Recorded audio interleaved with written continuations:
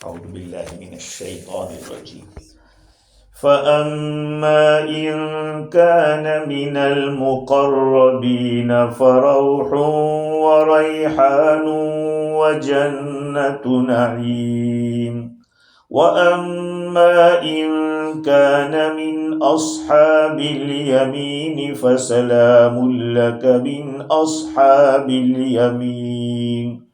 وَأَمَّا إِن كَانَ مِنَ الْمُكَذِّبِينَ الضَّالِّينَ فَنُزُلٌ مِّنْ حَمِيمٍ وَتَصْلِيَةُ جَحِيمٍ. إِنَّ هَذَا لَهُوَ حَقُّ الْيَقِينِ فَسَبِّحْ بِاسْمِ رَبِّكَ الْعَظِيمِ. صدق اللہ العظیم. بزرگوں، پیارے بھائیوں، اللہ رب العزت نے شروع سورہ واقعہ کے اندر 3 قسم کے لوگوں کا تذکرہ کیا تھا. ایک ہائی لیول کے لوگ جن کو مقربین اور سابقون السابقون کہتے ہیں. دوسرے نمبر پہ اصحاب یمین ہے، رائٹ سائڈ والے. اور 3rd نمبر پہ ہے اصحاب شمال. یہ 3 کا تذکرہ ہے. اللہ تعالیٰ قرآن کی اس سورت کو ختم کرتے کرتے پھر ان کا تذکرہ کر دیے. پہلے مقربین کے بارے میں اللہ تعالیٰ فرماتے ہیں کہ فَأَمَّا إِن كَانَ مِنَ الْمُقَرَّبِينَ، اگر وہ آدمی مقرب لوگوں میں سے ہوگا، یعنی مرنے والے کی حالت بتلا رہے ہیں کہ جو مرنے والا ہے اللہ کے خاص بندوں میں سے ہوگا تو فروح و ریحان و جنت نعیم، اس کو یہ 3 چیزیں ملے گی. روح ملے گا، ریحان ملے گا، اور جنت نعیم ملے گا. کیونکہ یہ لوگ اللہ کے عرش سے بالکل قریب رہیں گے، بالکل قریب، مقرب ہوں گے اس لیے. اور یعنی درجے کے اعتبار سے جب یہ لوگ گزریں گے، دنیا سے جائیں گے، وفات ہوگی، تو ان کو روح، ریحان اور جنت نعیم ملے گا. اب یہ 3 لفظ لائے ہیں. لفظ روح جو ہے اس کو روح بھی پڑھا ہے. ایک روایت میں عائشہ رضی اللہ تعالیٰ عنہ فرماتی ہے کہ میں نے رسول اللہ صلی اللہ علیہ وسلم کو یہاں روح پڑھتے بھی سنا ہے. تو 2 قراتیں ہو گئی. اگر روح ہے تو اس کا معنی الگ ہے. روح کے معنی ہے رحمت، اور اگر روح ہے تو اس کے معنی ہے بہت ساری راحت، رحمت، ہوا، ٹھنڈی ٹھنڈی ہوا، یہ ساری چیزیں. اور ریحان سے مراد رزق ہے یا خوشبو ہے. ریحان خوشبو کو کہتے ہیں. اور جنت نعیم تو آپ سمجھتے ہیں کہ کیا ہے. تو یہ الگ الگ چیزیں مقربین کے لیے ہوگی. تو روح کا معنی رحمت، جو کہ انسان کی زندگی کا سبب ہے. اور بعضوں نے روح کے معنی ہے جو جسم کے اندر روح رہتی ہے جس سے انسان زندہ رہتا ہے، وہ بھی مراد ہو سکتا ہے. روح کے ایک معنی جبرائیل علیہ السلام ہے، اس لیے کہ انبیاء علیہ السلام کے پاس جبرائیل علیہ السلام ہی آتے تھے. وہ ایسی چیز لے کر آتے تھے جس سے دلوں کی زندگی ملتی تھی، وحی لے کر آتے تھے، اس لیے روح کے معنی جبرائیل بھی ہے. اور عیسیٰ علیہ السلام کو روح اللہ کہتے ہیں، اس لیے کہ جبرائیل علیہ السلام کے پھونکنے سے وہ پیدا ہوئے تھے. قرآن مجید کو بھی روح کہتے ہیں. وَكَذَلِكَ أَوْحَيْنَا إِلَيْكَ رُوحًا مِّنْ أَمْرِنَا، ہم نے آپ کی طرف اپنی روح کی وحی کی، یعنی قرآن کی وحی کی ہے. تو یہ سارے معنی روح کے ہیں. اور اگر روح پڑھیں گے جیسے ہم لوگ پڑھتے ہیں فروح و ریحان، تو اس کے معنی ہے راحت، رحمت اور ٹھنڈی ٹھنڈی ہوا. خلاصہ کلام یہ ہے کہ یہ سب قریب قریب ہے. یہ جب آدمی جب گزرے گا اللہ کا خاص بندہ، تو اس کو یہ بشارتیں دی جائے گی کہ تم کو یہ چیزیں دی جاتی ہیں۔ ابو العالیہ کی روایت یہ ہے کہ مقرب لوگوں میں سے جو کوئی بھی آدمی جاتا ہے دنیا سے، وہ دنیا سے جدا نہیں ہوتا یہاں تک کہ اس کے پاس جنت کی خوشبو لائی جاتی ہے اور اس کو سنگائی جاتی ہے، پھر اس کی روح نکالی جاتی ہے، جو خاص اللہ کا بندہ ہوتا ہے۔ اور زجاج کا کہنا یہ ہے کہ یہاں ریحان سے مراد جنت والوں کے لیے جو اللہ کی طرف سے سلام آتا ہے وہ۔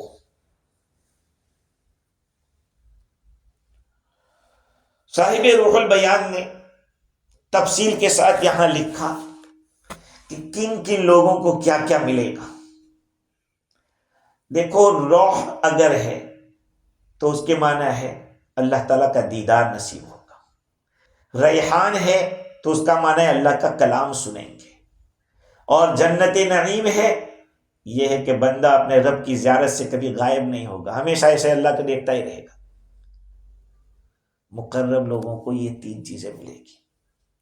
اور بعضوں نے کہا کہ جو روح ہے وہ عابدین کے لیے ہے، عبادت گزاروں کے لیے روح ہے، اور ریحان وہ عارفین کے لیے ہے، اور جنت نعیم عام مومنین کے لیے ہے، الگ الگ قسم کے۔ خیر، تو روایات کے اندر تفسیر ابن کثیر کے اندر تفصیل کے ساتھ لکھا ہے، احادیث انہوں نے نقل کی ہے۔ چنانچہ حضرت برا رضی اللہ عنہ کی روایت ہے کہ جب آدمی کے انتقال کا وقت ہوتا ہے تو رحمت کے فرشتے آتے ہیں اور کہتے ہیں ایتھا الروح الطیبہ فی الجسد الطیب، اے پاکیزہ روح جو پاکیزہ بدن میں تھی، اخرجی، نکل جا، تو آجا آجا، کنتی تعمرینہ، تو آجا۔ روح کو بلاتے ہیں فرشتے اور کہتے ہیں کہ جا، تجھے روح اور ریحان ملے گا اور رب تجھ سے کبھی ناراض نہیں ہوگا، کبھی ناراض نہیں ہوگا۔ محمد ابن کعب رحمۃ اللہ علیہ فرماتے ہیں کہ لوگوں میں سے جو کوئی بھی مرتا ہے، کوئی بھی انسان گزرتا ہے، تو آدمی مرتا نہیں جب تک کہ اس کو پتہ نہ چل جائے کہ میں جنتی ہوں کہ جہنمی ہوں۔ ہاں، آدمی کو جانے سے پہلے ہی پتہ چل جاتا ہے کہ میرے ساتھ کیا ہونے والا ہے۔ ہاں، چنانچہ حدیث شریف میں ہے، قرآن میں ہے یثبت اللہ الذین آمنوا بالقول الثابت فی الحیاۃ الدنیا وفی الآخرہ، اللہ تعالیٰ ایمان والوں کو کلمے کی برکت سے ثابت قدم رکھتے ہیں، کلمے کے ذریعے اس دنیا کی زندگی میں اور آخرت میں بھی، یہ کلمے کی برکت ہے۔ حضرت تمیم داری رضی اللہ عنہ روایت کرتے ہیں، نبی اکرم صلی اللہ علیہ وسلم فرماتے ہیں کہ اللہ تعالیٰ ملک الموت سے فرماتے کہ فلاں کے پاس جاؤ، میرے فلاں بندے کے پاس جاؤ، اس کو میرے پاس لے آؤ، اس لیے کہ میں نے اس کو ٹیسٹ کر لیا ہے، خوشی کی حالت میں بھی اور غمی کی حالت میں دیکھ لیا میں نے اس کو کہ وہ کیسا ہے۔ خوشی میں آپے سے نکل نہیں جاتا اور غمی میں بے صبری نہیں کرتا، اللہ تعالیٰ فرماتے کہ میں نے اس کو دیکھ لیا ہے اور اس کو لیا، میں اس کو پسند کرتا ہوں، میں اس کو راحت پہنچاؤں گا۔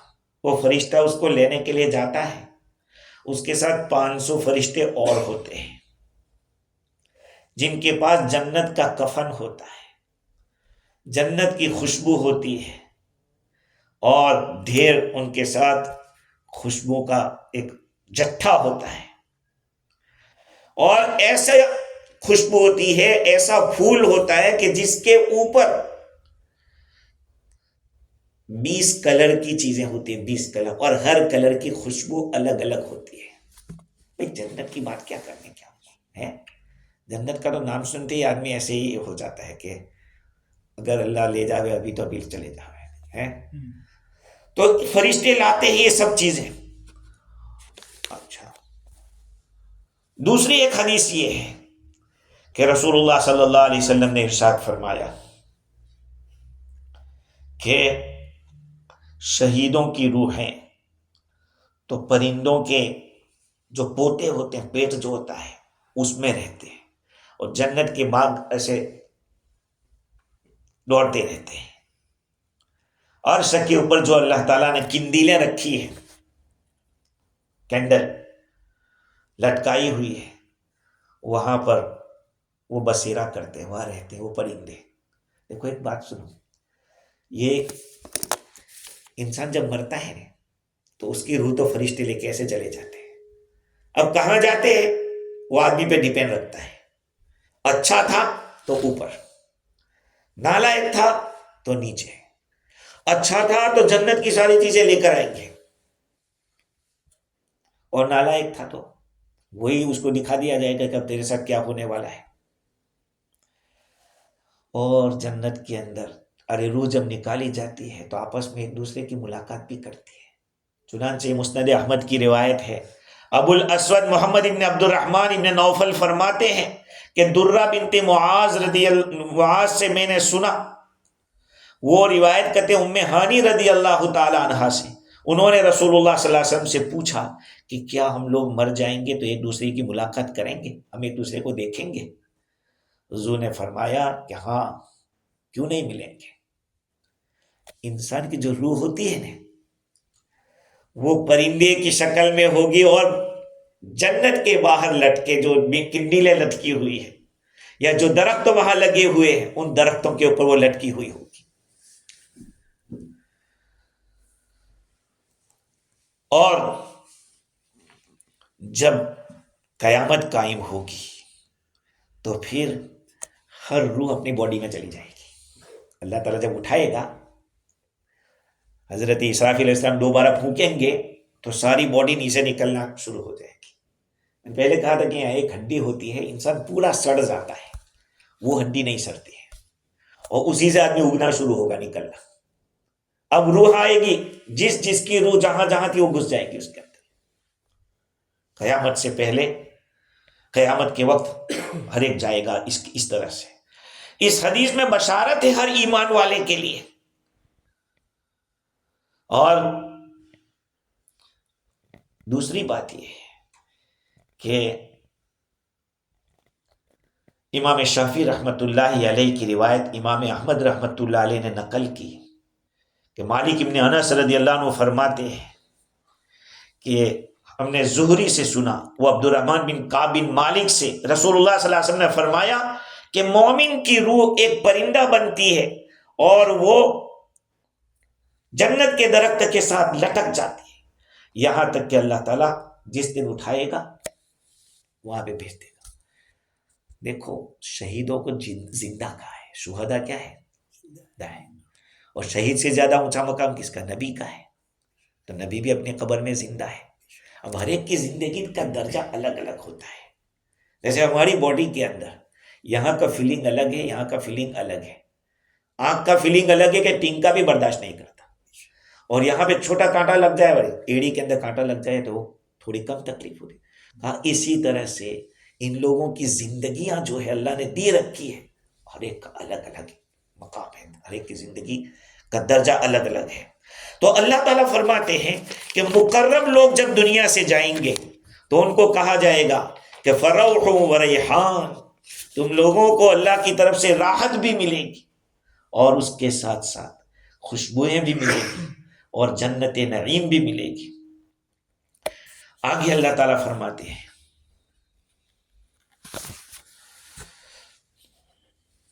فَأَمَّا إِنْ كَانَ مِنْ أَصْحَابِ الْيَمِينِ فَسَلَامٌ لَكَ مِنْ أَصْحَابِ الْيَمِينِ، اگر وہ مرنے والا اصحاب یمین میں سے ہے تو تجھے سلامتی ہو رائٹ سائڈ والوں کی طرف سے۔ قرآن مجید نے کا جو ایک ایک لفظ ہوتا ہے نا، ایک ایک لفظ کی قیمت ہوتی ہے۔ میں نے آپ کو بار بار بتایا کہ کبھی اللہ تعالیٰ ایک لفظ لاتا ہے، دوسری جگہ ویسا لفظ نہیں لاتا، دوسرا لاتا ہے، تیسری جگہ تیسرا لاتا ہے۔ جیسے کہ آپ کو معلوم ہے کہ انسانوں کی 3 جماعتیں بنا دی اللہ تعالیٰ نے۔ سورہ واقعہ کے شروع میں کہا تھا کہ کنتم ازواجا ثلاثا، تم 3 جماعتوں میں ہوں گے۔ فاصحاب المیمنہ ما اصحاب المیمنہ، واصحاب المشأمہ ما اصحاب المشأمہ والسابقون السابقون، سبقت کرنے والے وہ اعلیٰ درجے کے. تو ان کو تو زیادہ چینج نہیں کیا، ان کے لیے سیم لفظ لائے، اس لیے کہ اس کو ان کو چینج کرنے کی ضرورت ہی نہیں ہے، وہ ایک ہی حالت میں رہیں گے. ایسے نکلے دنیا سے عرش کے پاس ان کو رکھ دیا جائے گا، ہے نا. 70,000 لوگ بغیر حساب کتاب کے جنت میں جائیں گے، ہے کہ نہیں. تو یہ ایسے لوگ ہوں گے کہ سیدھے وہاں، اس لیے ان کو ایک ہی حال میں رکھا. اور جو رائٹ سائٹ والے ان کو اصحاب المیمنہ کہا اور اصحاب یمین کہا، ان کو بھی زیادہ چینج نہیں کیا. لیکن جو لیفٹ سائٹ والے ہیں ان کو اصحاب مشأمہ کہا کہ دنیا میں منحوس تھے وہ لوگ. وہ اصحاب الشمال کہا اس لیے کہ ان کا نامہ اعمال ان کو لیفٹ ساتھ میں دیا جائے گا، شمال کے معنی لیفٹ، اس لیے ان کے لیے چینج کیا. اور آخر میں تو اللہ تعالیٰ نے بتلا دیا وَمَا إِن كَانَ مِنَ الْمُكَذِّبِينَ الضَّالِّينَ فَنُزُلٌ مِّنْ حَمِيمٍ. اگر وہ جھٹلانے والا تھا، یہ تیسرے قوم کے لیے، تیسرے کے جو کافر لوگ ہیں جو جہنم میں جانے والے ہمیشہ رہنے والے، ان کے لیے اللہ تعالیٰ.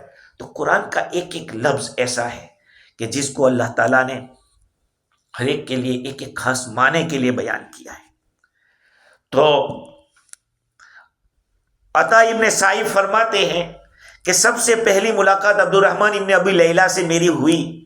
جس وقت ہوئی میں نے دیکھا کہ بالکل سفید بال ہیں، ان کے سر کے بال سفید ہے، سفید داڑھی ہے، اور ایک گدھے کے اوپر بیٹھے ہیں اور ایک جنازے کے پیچھے پیچھے جا رہے ہیں. میں نے ان کو سنا، وہ کہہ رہے تھے کہ مجھے فلانے نے بیان کیا، انہوں نے رسول اللہ صلی اللہ علیہ وسلم کو فرماتے ہوئے سنا، من احب لقاء اللہ احب اللہ لقاء. جو اللہ سے ملنے کو پسند کرتا ہے اللہ اس سے ملنے کو پسند کرتا ہے. ڈر تو لگتا ہے بھائی، اللہ سے ملاقات کب ہوگی؟ مریں گے تبھی تو ہوگی. تو کوئی ایسے کیسے کہے گا کہ بہت اچھا ہم تو ملنا چاہتے اللہ کو؟ کیسے چاہے گا آدمی؟ مرنا پڑے گا، بغیر مرے تو مل نہیں سکتے. تو صحابہ کرام کو یہ ہو کہ اچھا ہم میں تو کوئی مرنا نہیں چاہتا ہے، تو کیا ہم اللہ تعالیٰ کہ اللہ تعالیٰ کو ملنے کے ہم کو پسند نہیں؟ یعنی یہ مطلب سمجھے کہ اللہ بندہ جب اللہ سے ملنا چاہتا ہے تو اللہ بھی ملنا چاہتا ہے. تو صحابہ کرام نے آگے ایک روایت یہ بھی فرمائی حضور نے کہ من کریہ لقاء اللہ کریہ اللہ لقاءہ، جو اللہ سے ملنے کو ناپسند کرتا ہے اللہ بھی اسے ملنے کو پسند نہیں کرتا ہے. تو پھر ہم لوگ تو کیا موت کو پسند کرتے ہیں؟ صحابہ کرام نے عرض کیا، رونے لگے سب. پوچھا کہ ما یبکیکم، فرمایا کیوں رو رہے ہو، تمہیں کیا تکلیف ہے؟ قالوا انا نکرہ الموت، کہا حضور ہم تو موت کو ناپسند کر رہے ہیں. قربان جائے رسول اللہ صلی اللہ علیہ وسلم. فرمایا کہ تم جو مطلب سمجھے وہ نہیں ہے، تم جو مطلب سمجھے وہ مطلب نہیں ہے. اب آپ سوچو، عربی زبان کے جاننے والے تھے، عربی زبان کے جاننے والے تھے، اس کے باوجود بھی سمجھنے میں مسٹیک کر رہے ہیں. اسی لیے ہم بار بار ایک بات کہتے ہیں کہ علم دین جو ہے نا، دین اللہ تعالیٰ نے قرآن پاک کے اندر تو رکھا ہے، لیکن اس کے سمجھنے کے لیے بھی صحبت ضروری ہے. جب تک اہل اللہ کی صحبت نہیں ہوگی، چاہے الفاظ آپ کو آ سکتے ہیں، آپ بولنے میں ماہر ہو سکتے ہیں، لیکن علم تم کس کو سمجھتے ہو؟ بولنے کو کہتے ہو، علم اس کو نہیں کہتے. خدا کی قسم کھا کے کہتے علم وہ نہیں ہے. علم ایک اللہ تعالیٰ نور ڈالتا ہے، اس نور سے آدمی دیکھتا ہے کہ یہ صحیح ہے یہ غلط ہے، یہ صحیح ہے یہ غلط ہے. علم یہ ایک ایسی چیز ہے، اور وہ آدمی کو بے چین رکھتا ہے، چین نہیں پڑنے دیتا. جب غلط بات ہوتی ہے نہیں دیکھا جا سکتا کہ بھئی یہ غلط ہے. اسی کو کہتے ہیں علم کی روشنی اس کو مل گئی ہے. سمجھ رہے بات کو؟ خیر، تو صحابہ کرام عربی جانتے تھے پھر بھی رونے لگے. پوچھا کہ کیوں رو رہے؟ کہا ہم تو موت کو ناپسند کرتے، اور آپ نے تو بتایا کہ جو ناپسند کرتے ہیں اللہ کو ملنے کو تو اللہ بھی ناپسند کرتا ہے. اس کا مطلب کہ اللہ ہم سے ملنا نہیں چاہتا ہے. حضور نے فرمایا کہ جو تم سمجھے وہ مطلب نہیں ہے. مطلب یہ ہے کہ جب آدمی کا موت کا وقت ہوتا ہے، اگر وہ مقربین میں سے ہوتا ہے تو پھر روح ریحان اور جنت نعیم اس کے پاس آتی ہے. یہ پیش کیا جاتا ہے کہ تجھے یہ سب ملنے والا ہے. مثال کے طور پر تھوڑی دیر کے لیے مثال دے رہا ہوں آپ کو کہ ہم لوگ یہاں اوکلینڈ میں رہ رہے ہیں. اب یہاں سے رانوئی کے اندر سے کسی کو جاب ملے کہ بھائی تمہیں ویلنگٹن جانا ہے. وہ کہا یار اتنا اچھا ماحول چھوڑ کے ہم کہاں جائیں گے، سب کے ساتھ ملے ہیں، دل لگا ہوا ہے. کہا نہیں جانا پڑے گا آپ کو. لیکن اگر وہ یہ کہہ دے کہ وہاں آپ کے لیے ایک اسپیشل ایسا بنگلہ ہوگا، آپ کے لیے اتنے خادم ہوں گے، وہاں آپ کو یہ کچھ کرنے کا نہیں ہے، بس بیٹھے رہو ٹھنڈے آرام سے کام کرتے ہو، سائن کرو بس، تو کہے گا کہ چلو یار تب تو کام، یہاں تو کام کر رہے ہیں، وہاں کام نہیں کرنا پڑے گا. سوچتے ہیں کہ نہیں؟ بس جنت جب آدمی موت کے قریب ہوتا ہے اور جنت کی نعمتیں اس کے سامنے لائی جاتی کہ تمہیں یہ سب ملنے والا ہے، تو کہا پھر تو لے چلو، پھر تو ابھی لے چلو ہے. حضور صلی اللہ علیہ وسلم فرماتے ہیں کہ حدیث آیت کا مطلب یہ ہے کہ اگر بشارت دی جاتی ہے اس کو ان ساری چیزوں کی، روح ریحان جنت نعیم، تو وہ کہتا ہے مجھے اللہ سے ملنا ہے. تو اللہ تعالیٰ بھی پسند کرتا ہے، اچھا میرا بندہ مجھ سے ملنا چاہتا ہے. اور اگر وہ مکذبین ہے، دین کو مانتا نہیں تھا، جھٹلاتا تھا، تو پھر اس کو وہ چیزیں نہیں ملتی، اس کو جہیم حمیم اس کو دیا جاتے ہیں. حمیم جہنمیوں کا دھون ہوگا، بدن پک کے جو گندگی نکلے گی کا وہ ہوگا، کھولتا ہوا پانی اور کیا کیا ہوگا. تو اس کو کہا جاتا ہے کہ نہیں مجھے نہیں جانا ہے. تو اللہ تعالیٰ بھی چاہتا ہے کہ مجھے نہیں ملنا ہے اس کو، اس لیے اس کی روح کہاں جاتی ہے؟ نیچے جاتی ہے، سجین میں جاتی ہے، سجین میں. اور وہ اعلیٰ علیین میں جاتا ہے، اوپر ہے. اللہ اوپر نہیں ہے، اللہ تو ہر جگہ ہے. یہ بھی ایک مسئلہ میں آپ کو بتا دوں، اللہ ہر جگہ ہے. کیونکہ اگر جہت مقرر کر دیں گے تو پھر باڈی ماننی پڑے گی، اور باڈی مانیں گے تو پھر اس کو ختم ہونا لازم آئے گا. اللہ تعالیٰ کی کوئی باڈی نہیں ہے، جسم نہیں ہے. اور اسی کی بڑی دلیل میں کہتا ہوں کہ حضرت یونس علیہ السلام نے مچھلی کے پیٹ میں جا کر بھی کیا کہا؟ لا الہ الا انت. تو اللہ وہاں بھی تھا، اللہ تعالیٰ وہاں بھی تھا. ایک عرب عالم نے کہا کہ بڑی دلیل یہ ہے کہ سمندر کے اندر جا کر بھی انت بول رہے ہیں کہ اللہ وہاں سے، اللہ سے وہاں بات کر رہے ہیں. خیر، تو مقربین کے بارے میں یہ روایت ہے. تو اللہ تعالیٰ، امام راضی لکھتے ہیں کہ اللہ تعالیٰ نے مقربین کے لیے 3 چیزوں کا تذکرہ کیا. اور یاد رکھو ایک بات، ہمیشہ بھی ایک بات یاد رکھو، میری اور آپ کی عبادت خدا کو کوئی ضرورت نہیں، بالکل ضرورت نہیں. ہاں، اللہ تعالیٰ کے یہاں سب سے بڑی قیمتی چیز کیا ہے معلوم؟ کیا ہے؟ اپنے آپ کو گرا دینا، اپنے آپ کو مٹا دینا. میری کیا ہستی ہے، میں ہوں کیا ہے، اسی سے کنیکشن بنے گا اللہ تعالیٰ سے. آخر نبی صلی اللہ علیہ وسلم نے اپنے آپ کو بندہ کہنے کو کیوں پسند کیا؟ اس لیے کہ اللہ کو وہی پسند ہے. ابدیت کے بغیر بندہ آگے نہیں بڑھ سکتا. جب تک آدمی اپنے کو گرائے گا نہیں، وہاں تک اٹھے گا بھی نہیں. مٹا دے اپنی ہستی کو، گر کچھ مرتبہ چاہے. دانا خاک میں مل کر گلے گلزار ہوتا ہے.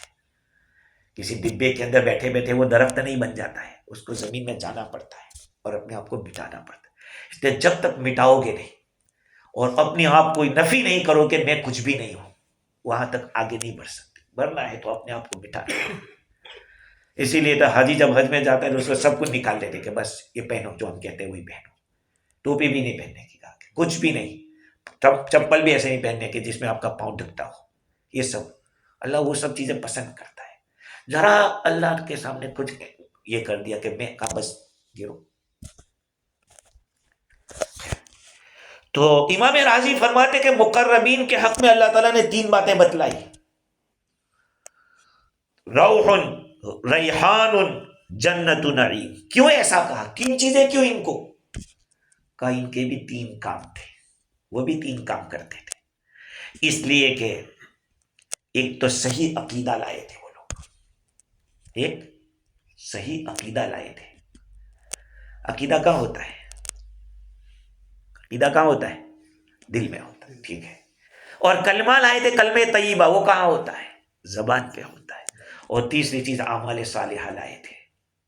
کہا یہ 3 چیزیں لائے تھے تو اللہ تعالیٰ نے بھی 3 چیزیں دے دی ان کو: روح، ریحان، جنت نعیم. یہ بڑی راضی کی جو بات ہوتی ہے وہ دل کو لگتی ہے. اللہ تعالیٰ نے قرآن پاک میں فرمایا: ان اللہ اشتری من المؤمنین انفسهم واموالهم بان لهم الجنہ. اللہ تعالیٰ نے ایمان والوں کے مال کو، جان کو خرید لیا ہے جنت کے بدلے میں. اور ہم ہیں آرام کر رہے ہیں، سو رہے ہیں. ہم تو بکے ہوئے ہیں، خدا کے ہاتھوں بکے ہوئے ہیں. اور پھر ہم سوچیں کہ میری باڈی پہ کوئی اثر نہیں پڑنا چاہیے، میرے مال پہ کوئی اثر نہیں پڑنا چاہیے، میں ویسا کا ویسا ہی رہوں. تو بکے ہوئے، بکا ہوا آدمی اگر میں نے یہ کتاب آپ کو بیچتی ہوں کہ نہیں میرے پاس رہے گی، تو آپ کہیں گے پھر بیچا کیا تم نے؟ یہی کہیں گے کہ تم نے بیچا کیا؟ تو بیچا ہے تو پھر دے دو مجھے میری چیز۔ تو ان اللہ اشترى من المؤمنین انفسهم، اور دوسری بات اللہ تعالیٰ نے فرمایا وَنَهَى النَّفْسَ عَنِ الْهَوَىٰ فَإِنَّ الْجَنَّةَ هِيَ الْمَأْوَىٰ، اپنے نفس کو خواہشات سے روکو۔ ہمارا دل کچھ بھی کہتا ہو، ہمارے ڈیزائر کچھ بھی ہو، لیکن شریعت کیا کہہ رہی ہے؟ اپنے ڈیزائر کو پیچھے رکھو۔ شریعت کیا کہہ رہی ہے؟ سچ کہتا ہوں اللہ تعالیٰ نے ہمیں بہت اچھا ماحول دیا ہے، قدر کر لو اس ماحول کی، قسم بخدا۔ جب باہر جاتے ہیں تو پتہ چلتا ہے۔ میں کاغیر گیا تو مجھے یہاں کا جو ایک ماحول اور اپنی عورتوں کی قدر معلوم ہوئی، عورتوں کی قدر کہ بیان ہو رہا ہے، اتنا شور شرابہ آواز، تو پھر میں نے کہا کہ یار ہمارے رہنوئی میں آ کے دیکھو کہ ہماری عورتیں کیسے سنتی ہیں بیان۔ الحمدللہ، اور یہ نعمت ہے، قدر کرو۔ اللہ نعمت ہے کہ ناقدری کرنے سے اللہ نعمتوں کو ہٹا لیتا ہے، اٹھا دیتا ہے۔ خیر، تو اللہ تعالیٰ نے قرآن پاک میں یہ بات بتلائی۔ خیر، اب سوال یہ ہوتا ہے کہ کوئی صحیح عقیدہ لائے لیکن کلمہ طیبہ نہ لائے تو پھر وہ تو اہل رحمت میں سے ہونا چاہیے یا نہیں ہونا چاہیے؟ اللہ تعالیٰ تو اسی پر رحم کرے گا جو لا الہ الا اللہ کہے گا، اسی پر رحم کرے گا۔ عقیدہ صحیح ہو اور کلمہ نہ ہو، ایسا نہیں ہو سکتا۔ جس آدمی کا حقیقہ عقیدہ صحیح ہوگا وہ سچی بات بھی کرے گا، صحیح بات بھی کرے گا۔ یاد رکھو، جتنا عقیدہ مضبوط ہوتا ہے نا، اتنا عمل بھی مضبوط ہوتا ہے۔ عقیدہ پھس پھسا تو عمل بھی پھس پھسا، یہ ہے۔ وَأَمَّا إِن كَانَ مِنْ أَصْحَابِ الْيَمِينِ فَسَلَامٌ لَكَ مِنْ أَصْحَابِ الْيَمِينِ۔ فرشتے اصحاب یمین کو بشارت سناتے ہیں۔ اگر رائٹ سائڈ والے سیکنڈ درجے کے جو جنتی ہیں ان لوگوں کی بات چل رہی ہے، اب یہ دوسرے نمبر کی، وہ مقربین کی بات ختم ہوئی، تو اصحاب یمین کے بارے میں کہا جاتا ہے کہ سلام علیکم، فرشتے بشارت دیتے ہیں۔ کیسے؟ ایک دوسرے کو سلام کریں گے، یعنی تم کو کوئی تکلیف نہیں ہوگی۔ یاد رکھو، سلامتی اصحاب یمین جو رائٹ سائڈ والے وہ ایک دوسرے کو سلام کریں گے۔ قتادہ اور ابن زید فرماتے ہیں کہ ان کو سلام کا مطلب یہ کہ تم اللہ کے عذاب سے بچ گئے، تم کو اللہ کا عذاب نہیں ہوگا، تم رائٹ سائڈ والے ہو۔ اور فرشتے بھی ان کو سلام کریں گے۔ اکرمہ کہتے ہیں کہ فرشتے ان کو السلام علیکم کہیں گے اور کہیں گے کہ تم تو اصحاب یمین میں سے ہو، تم تو رائٹ سائڈ والے ہو۔ وہ کیا خوشی ہوگی آپ کو بتاؤ، سوچو اتنی بات کہ تھوڑی دیر کے لیے ایک منظر ایسا سوچ لو کہ کیا منظر ہوگا اس وقت کا۔ آدمی اگر سپنے میں کوئی چیز دیکھ لیتا ہے تو کتنا خوش ہو جاتا ہے، اور وہ تو بالکل اپنی نیری آنکھوں سے دیکھے گا۔ سلام کا کیا مطلب؟ امام رازی نے لکھا ہے کہ ایک مطلب تو یہ ہے کہ آپس میں ایک دوسرے کو سلام کریں، السلام علیکم السلام علیکم، جیسے عید مبارک کے وقت ہوتے ہیں نا، عید مبارک عید مبارک، ایسے اصحاب یمین بھی ایک دوسرے کو سلام کریں گے۔ دوسرا جواب یہ ہے کہ بھائی تیرا دل جس چیز سے ڈرتا تھا نا، اس سے تجھے سلامتی مل گئی ہے۔ جیسے کہ ایک آدمی ہے، اس کا ایک لڑکا کہیں غائب ہوا ہے، کہیں چلا گیا ہے،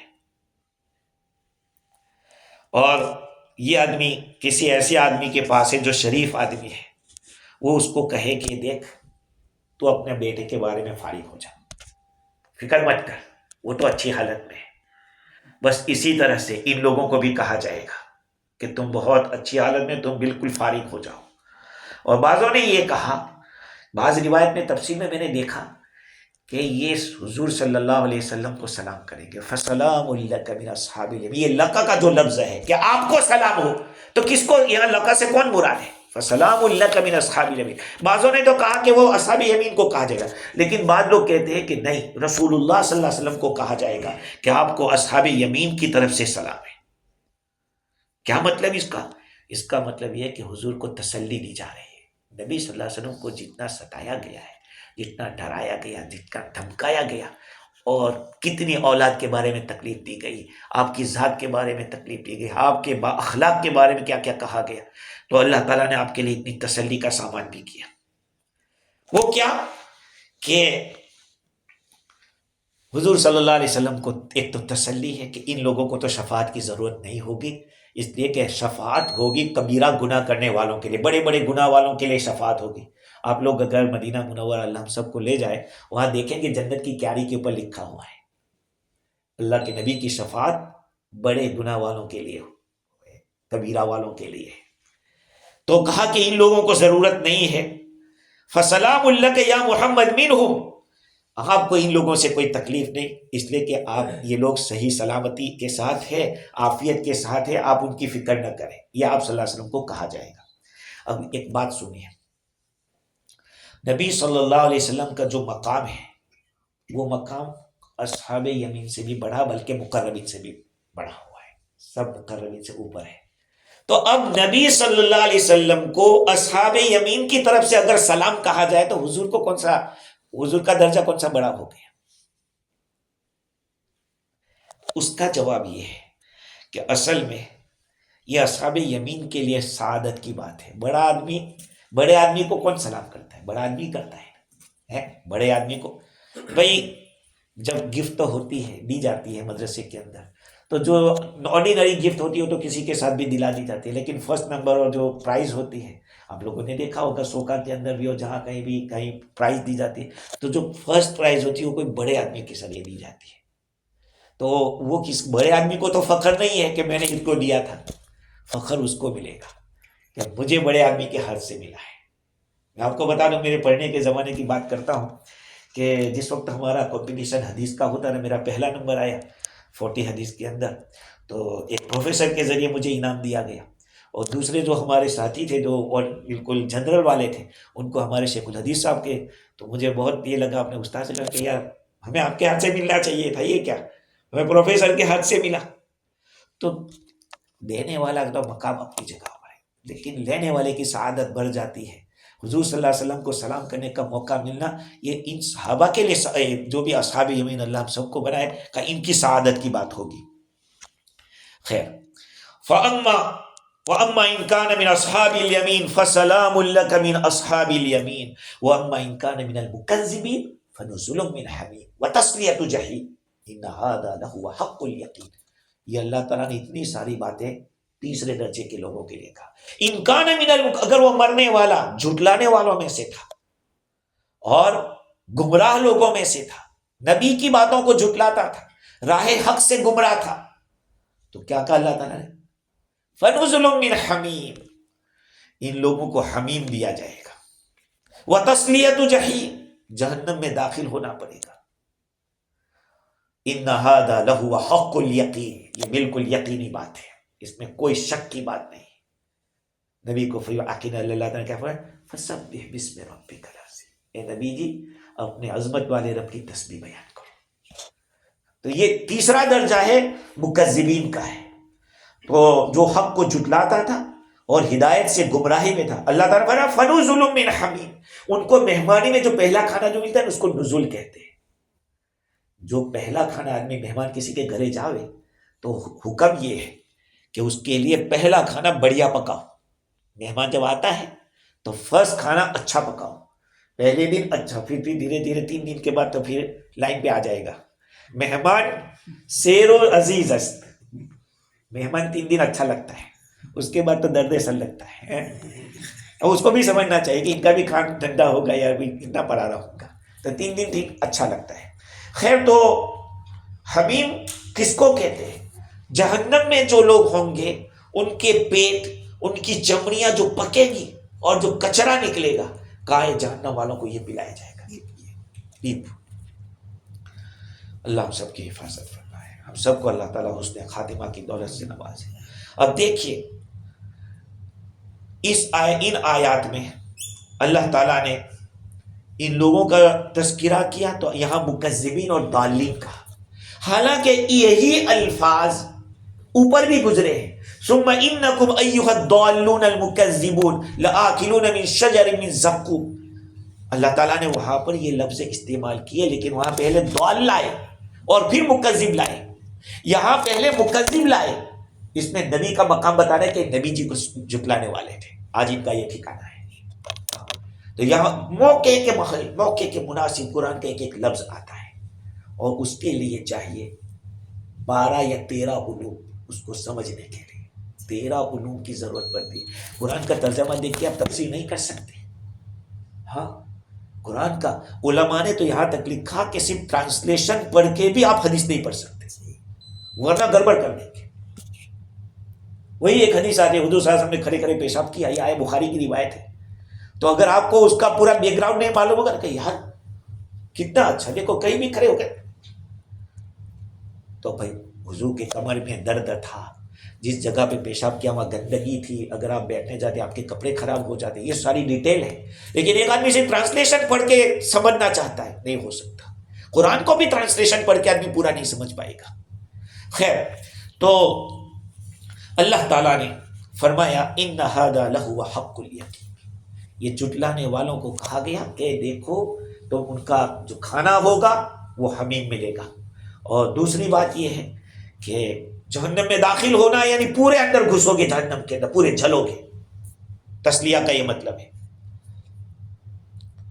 بعضوں نے کہا کہ نزول من حمیم کا مطلب یہ ہے کہ جب زقوم کھائیں گے وہ کڑوی کڑوی چیز, اس کے بعد ان کو پلایا جائے گا کہ یہ پیو, کاڑا ہے.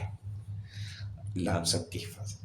اور بعضوں نے یہ کہا کہ یہ ساری چیزیں ان کو قبر میں ہی جو گرمی دی جائے گی اور دھواں دیا جائے گا, یہ ساری چیزیں روح کے نکلنے کے بعد ہوگی.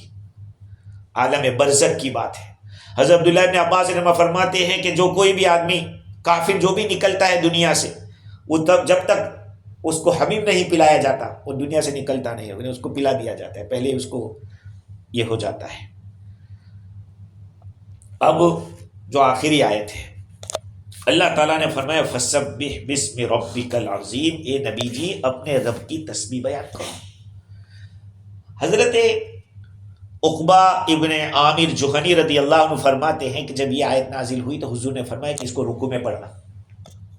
فسبح باسم ربک العظیم کا سبح اسم سبحان ربی العظیم رکوع میں پڑھو. اور جب سبح اسم ربک الاعلی آئی تو اللہ کے نبی صلی اللہ علیہ وسلم فرمایا اس کو سجدے میں رکھنا, سبحان ربی الاعلی. میں صبح سے ڈھونڈ رہا تھا کہ آخر اس میں ربی العظیم کیوں, اس میں ربی الاعلی کیوں, یہ ایک میرے دماغ میں سوال گھوم رہا تھا. تو روح البیان والے نے لکھا کہ اصل میں جو رکوع والی شکل ہے وہ جانور کا درجہ ہے. آدمی ایسے جانور جیسے ایسا ہوتا ہے تو یہ درجہ ہے. اور جب سجدے میں چلا جاتا ہے تو یوں سمجھ لو کہ جیسے چھوٹے چھوٹے پودے ہوتے ہیں اور کیڑے مکوڑے ہوتے ہیں جیسے کا, اس درجے میں ہے. اب یہ دو درجے میں بندہ جب ہوتا ہے تو اللہ کی پاکی بیان کرنے میں ترقی ہونی چاہیے. تو پہلے میں کم ہے سبحان ربی العظیم, اب اس سے آگے اللہ کی پاکی بیان کا سبحان ربی الاعلی کا, یہ اس وجہ سے رکوع میں عظیم والا لائے اور اس میں زیادہ بڑا کہ پاکی اللہ کی بیان کے سبحان ربی الاعلی. خیر, یہ جو تسبیح ہے اس کے بہت سارے فوائد ہیں, اور بخاری شریف کی سب سے آخری حدیث بھی تسبیح پر بیان کی ہے کہ کلمتان حبیبتان الی الرحمن خفیفتان علی اللسان ثقیلتان فی المیزان سبحان اللہ بحمدہ سبحان اللہ العظیم. 2 کلمے ایسے ہیں جو زبان پر بڑے ہلکے ہیں. حبیبتان الی الرحمن, اللہ کو بہت پیارے ہیں. کلمتان حبیبتان اللہ کو بہت پیارے. کوئی سوچتا ہوگا کہ یہ بہت مہنگے ہوں گے, بہت بھاری ہوں گے. کہا نہیں, زبان پہ بہت ہلکے ہیں. اور ہلکے صرف زبان پہ ہیں, ترازو میں تو بہت بھاری ہوں گے. اور وہ کیا ہے سبحان اللہ العظیم, سبحان اللہ بحمدہ سبحان اللہ العظیم. روزانہ 200 مرتبہ پڑھ لو, ایک تسبیح کی بنا لو, بہت فوائد ہیں انشاءاللہ.